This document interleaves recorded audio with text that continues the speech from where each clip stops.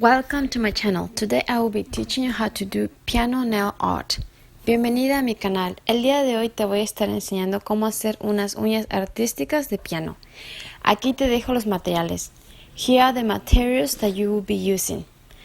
Realmente son pocos, son pintura de uña blanco y negro como el piano. So we will be using black and white nail polish as it's just piano, unless you want to use a different color. Dry drops, top gel, nail polish remover, a very important tool, the brush, and some paper to clean the brush regularly. So here are the steps. Aquí están los pasos.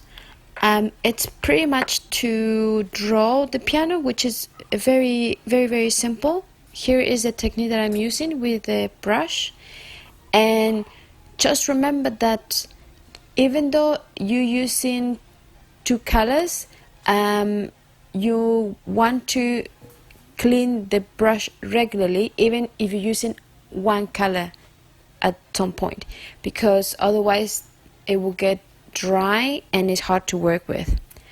Algo que tienes que recordar es que tienes que limpiar el brochecito regularmente, aunque estés utilizando un solo color, porque si no, la pintura se seca y el broche ya se pone todo tieso y no se puede trabajar bien con él. I would love to see your nails, so please, if you do make them, make sure to send me a picture of your nails on my social networks.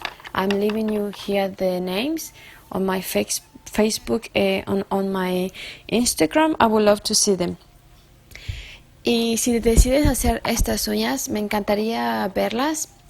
Aquí te he dejado el nombre de mi Facebook y de mi Instagram para que la puedas mandar. Me encantaría verla.